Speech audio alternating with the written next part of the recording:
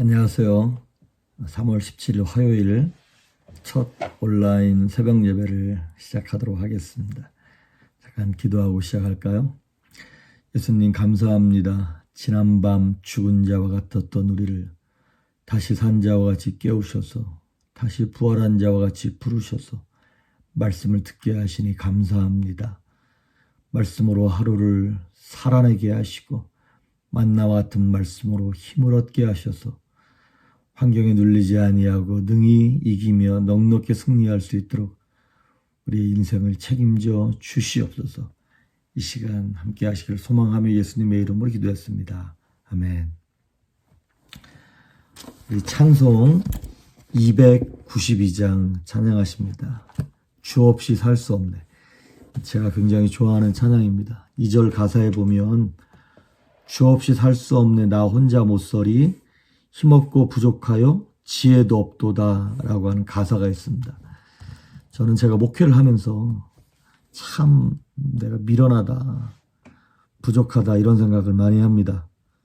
그런데 뒷부분의 가사를 보니까 주님을 의지하여 지혜를 얻으리 라고 하는 가사가 있습니다. 우리의 인생이 예수님 때문에 힘있고 예수님 때문에 지혜가 있으면 좋겠습니다. 그런 소망을 가지고 이 찬양 하나님께 올려드리겠습니다. 주 없이 살 수 없네 죄인의 구주여 그 귀한 보배 피로 날 구속하소서 구주의 사랑으로 흘리신 보혈이 내 소망 나의 위로 내 영광 됩니다. 주 없이 살 수 없네 나 혼자 못 서리 힘없고 부족하며 지혜도 없도다. 내 주는 나의 생명 또 나의 힘이라 주님을 의지하여 지혜를 얻으리 힘없이 살 수 없네 내 주는 아신다. 내 영의 깊은 간구 마음의 소원을 주밖에 나의 마음 네 알아주리요 내 마음 위로하사 평온케 하시네.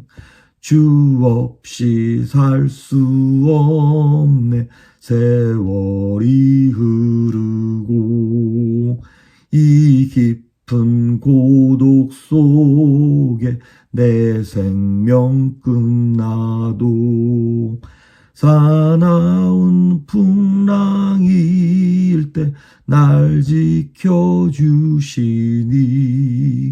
내 곁에 계신 주님 늘 힘이 됩니다. 아멘. 아멘. 오늘 우리에게 주시는 말씀은 요한복음 2장입니다. 요한복음 2장 1절에서 11절 말씀까지 가나의 혼인잔치에 관한 이야기입니다. 제가 여러분에게 봉독해 올립니다. 사흘째 되던 날 갈릴리 가나에 혼례가 있어 예수의 어머니도 거기 계시고 예수와 그 제자들도 흔쾌히 혼례의 청함을 받았더니 포도주가 떨어진지라 예수의 어머니가 예수에게 이르되 저들에게 포도주가 없다 하니 예수께서 이르시되 여자여 나와 무슨 상관이 있나이까 내 때가 아직 이르지 아니하였나이다. 그의 어머니가 하인들에게 이르되 너희에게 무슨 말씀을 하시든지 그대로 하라 하니라. 거기에 유대인의 정결 예식을 따라 두세 통 드는 돌 항아리 6이 놓였는지라. 예수께서 그들에게 이르시되 항아리에 물을 채우라 하신즉 아귀까지 채우니 이제는 떠서 연회장에게 갖다 주라 하심에 갖다 주었더니 연회장은 물로 된 포도주를 맛보고도 어디서 났는지 알지 못하되 물떠온 하인들은 알더라. 연회장이 신랑을 불러 말하되 사람마다 먼저 좋은 포도주를 내고 취한 후에 낮은 것을 내거늘 그대는 지금까지 좋은 포도주를 두었도다 하니라. 예수께서 이 첫 표적을 갈릴리 가나에서 행하여 그의 영광을 나타내심에 제자들이 그를 믿으니라. 아멘. 우리가 잘 아는 말씀입니다. 1절을 보시면 갈릴리 가나에서 결혼식이 있습니다. 우리의 인생은 결혼식과 같은 큰 기대를 가지고 시작을 했습니다. 신앙생활도 마찬가지고요. 처음에 시작할 때는 모든 것이 잘 될 것 같고 만사형통할 것 같고 그래서 잘 되기를 바라는 마음과 심령으로 호기롭게 힘있게 시작을 합니다. 이민을 올 때도 그랬고 유학을 올 때도 세상을 뒤집어 엎을 것처럼 그런 열정을 가지고 왔고 결혼도 그래요. 다른 사람은 몰라도 우리 부부만큼은 정말 행복할 거야. 그런 마음으로 결혼을 했고 사업도 그렇게 시작을 했고 공부도 그렇게 시작을 했는데 문제는 3절에 보니까 포도주가 떨어졌다는 거죠. 성경에서 포도주는 기쁨, 즐거움 뭐 이런 것들을 상징합니다. 더군다나 유대인의 결혼식에서 포도주가 떨어졌다는 것은 상상할 수 없는 이야기입니다. 그러면 그 결혼식 다 끝나고 집에 가야 되는 거나 마찬가지입니다.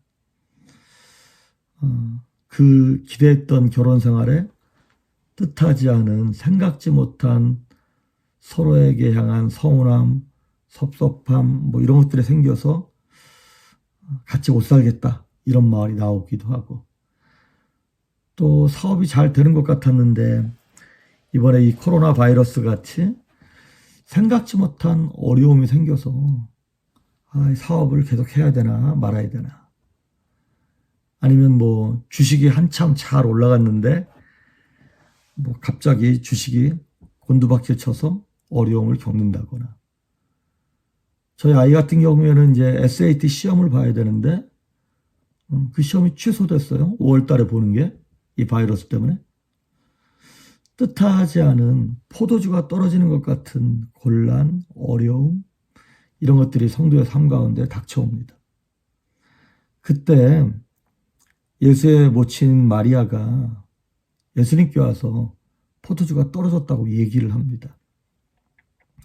그랬더니 예수님이 4절에 보니까 여자여 나와 무슨 상관이 있나이까 내 때가 아직 이르지 아니하였나이다. 예수님이 좀 냉정한 것 같이 그렇게 말씀을 하십니다. 그랬더니 예수님의 모친 마리아가 5절에 보니까 그의 어머니가 하인들에게 이르되 너희에게 무슨 말씀을 하시든지 그대로 하라 이렇게 얘기합니다. 그렇습니다. 이 4절과 5절에서 얘기해 주는 것은 무엇이냐면 예수님이 우리 삶 가운데 주인으로 오셔야 한다는 것이에요. 예수님을 인격적으로 모셔야 한다는 얘기입니다. 예수님이 나와 상관이 없는 분이다. 하나님이 아버지가 아니라 하나님이 아저씨처럼 느껴진다면 하나님은 절대 일하시지 않습니다. 우리 삶 가운데 개입하시지 않습니다. 우리는 예수님을 손님으로 모실 것이 아니라 주인으로 모셔야 합니다. 그래서 예수님께서 무슨 말씀을 하시든지 그대로 하라라고 마리아가 그 종들에게 얘기한 것이죠. 우리가 이 땅에서 환난과 고난을 이기고 기뻐할 수 있고 승리할 수 있고 성공할 수 있는 것은 우리의 능력 때문에 내가 가지고 있는 어떤 실력 이것 때문에 우리가 승리하고 성공할 수 있는 것이 아니라 우리가 하나님의 자녀이고 그 하나님의 아들, 딸이다라고 하는 그 신분 때문에 우리가 승리할 수 있는 것이지 우리가 가지고 있는 능력 때문에 승리할 수 있는 것이 아니라고 하는 것이죠. 그래서 4절과 5절에 얘기하는 것처럼 예수님과의 관계가 중요합니다. 우리의 신분이 아주 중요한 것입니다. 그랬더니 예수님께서 7절에 이렇게 말씀을 하십니다. 예수께서 그들에게 이르시되 항아리에 물을 채우라 하신즉 아귀까지 채우니. 우리가 필요한 것은 포도주인데 예수님은 물을 채우라는 거예요. 여기에 이제 우리의 믿음이 필요한 것입니다. 때로 우리 삶 가운데 예수님 이거 해주십시오. 이 문제가 빨리 해결되어야 됩니다. 라고 그렇게 금식하고 기도하고 하나님께 땡깡을 놨는데 하나님은 전혀 다른 것을 가지고 감동하시고 명령하시고 권면하실 때가 있습니다. 그것이 바로 무엇이냐면 우리에게 믿음을 요구하시는 것입니다. 믿음도 어떤 믿음이냐면 초월적인 믿음을 요구하시는 것입니다. 우리 생각에는 안 될 것 같은데 싶은 그거 내려놓으라고 하는 것이죠. 그래서 초월적인 믿음을 가지고 이 종들이 포도주를 만들기 위해서 포도를 따오거나 마켓에 가서 포도주를 사온 것이 아니라 물을 갖다 채우기 시작합니다. 이것이 바로 초월적인 믿음인 것이죠. 초월적인 믿음에는 한 가지 필요한 것이 있습니다. 무엇이냐면 결단이에요. 희생하고 손해보겠다라고 하는 그 결단. 이 종들 같은 경우에는 그 물을 떠다 줬을 때 손님들에게 욕을 먹을 각오를 한 것이죠. 어쩌면 두들겨 맞을 각오를 했을런지도 모르겠습니다. 그렇습니다. 신앙은 욕 먹을 각오를 하는 것입니다. 피곤할 각오를 하는 것이고 내 것을 포기할 각오를 하는 것입니다. 그 각오를 해서 물을 떠다 줬을 때 그 연회장, 그 뱅퀴트 마스터, 그거를 주관하는 사람들한테 물로 된 포도주를 갖다 줬더니 그 사람이 얘기하는 거예요. 이 맛있는 포도주를 왜 이제 내놨냐고. 그렇습니다. 초월하는 믿음을 가지고 순종했을 때에 하나님 역사하시게 되고 이전에 맛볼 수 없었던 세상이 줄 수 없었던 그 기쁨, 그 평강, 이 땅에는 없는 포도주의 맛을 우리가 볼 수 있게 되는 것이죠. 그래서 이렇게 한번 초월했더니 11절에 이렇게 얘기하고 있습니다. 9절에 이렇게 얘기하고 있네요. 연회장은 물로 된 포도주를 맛보고도 어디서 났는지 알지 못하되 물떠온 하인들은 알더라. 그렇습니다. 초월하는 믿음을 가지고 순종한 사람들만 경험하는 그 능력, 그 은혜가 있습니다. 다른 사람들은 몰라요. 그런데 예수님을 경험한 사람들은 알 수 있죠. 그 전까지만 해도 이 물을 떠다 주는 하인들의 마음이 얼마나 곤욕이었겠습니까? 얼마나 싫었겠습니까? 그런데 이렇게 한번 초월함으로 말미암아 그 능력과 기적을 경험하고 나니까 그 다음부터는 이 물을 떠다 주는 것이 너무나 큰 기쁨이에요. 옛날에는 그 능력을 경험하기 전에는 하나님께 헌신하고 11조를 드리고 새벽 예배를 나오고 금식을 하고 하는 것이 곤욕이었어요. 사람들이 나를 어떻게 생각할까? 막 이런 눈에 보이는 것들 때문에 억지로 했는데 한번 능력과 은혜를 경험하고 나니까 그 다음부터는 기쁨으로 그 사역을 감당하더라 이 말이죠. 누가 시키지 않아도 내가 가져다주는 이 물로 인하여 저들이 포도주의 기쁨을 맛보겠다라고 하는 그 기대와 그 믿음 때문에 그 다음부터는 사역이 쉽고 인생이 쉽고 신앙생활이 쉬워지는 것이죠. 그 다음부터는 내 노력으로 하는 것이 아니라 하나님께서 주시는 기쁨으로 그 일을 감당하게 되어 있습니다. 오늘 이 말씀을 여러분 생각하면서 하나님 우리의 인생이 맹물 같은 인생이 아니라 포도주와 같은 인생이 되게 해주십시오.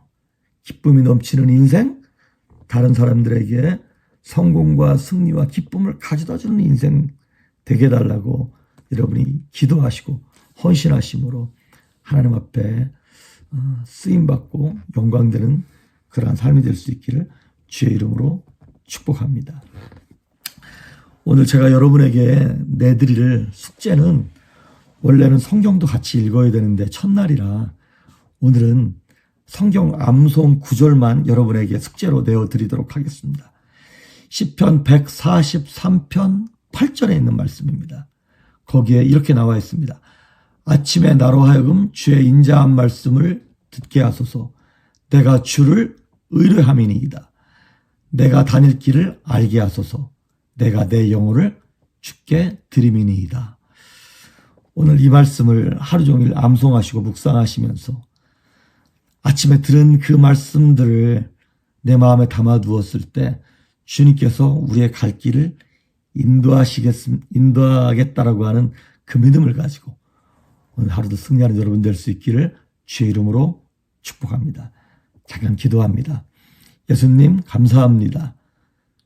나의 삶을 하나님께 올려드려 맹물 같은 인생이 포도주와 같은 인생으로 변화되기를 소망합니다. 또한 이 기쁨을 다른 사람에게도 전달할 수 있는 능력 있는 인생 되게 하여 주시옵소서. 우리의 다닐 길을 인도하여 주시옵소서. 감사드리옵고 예수님의 이름으로 기도했습니다. 아멘.